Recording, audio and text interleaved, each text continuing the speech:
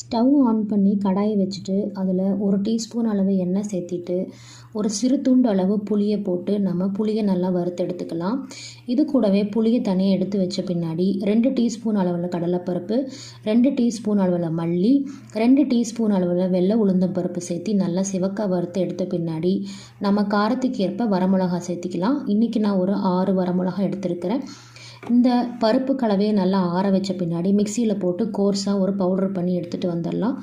அடுத்ததாக அதே வானலில் ஒரு டீஸ்பூன் அளவு எண்ணெய் விட்டு 1/4 கிலோ அளவில் நான் நீளவாக்கில் அரிஞ்சு வச்ச கத்திரிக்காயை சேர்த்தி கூடவே மஞ்சத்தூள் மற்றும் உப்பு சேர்த்தி கத்திரிக்காயை அந்த எண்ணெயிலேயே நல்லா வதக்கி எடுத்துக்கலாங்க.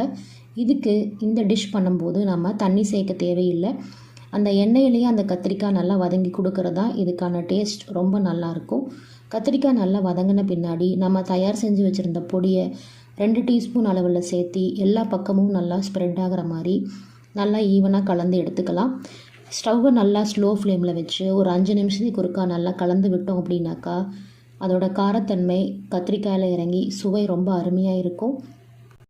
கத்திரிக்காய் ஒன்றோடு ஒன்று ஒட்டாமல் தனித்தனியாக நம்ம சேர்த்த பொடிக்கலவையோடு சேர்ந்து சுவை ரொம்ப ருசியாக இருக்கும். நான் இன்றைக்கி இந்த கத்திரிக்காய் பொடிக்கறியை சூடான தயிர் சாதத்தோடு சாப்பிட்டேன். ரொம்ப சுவையாக இருந்துச்சு.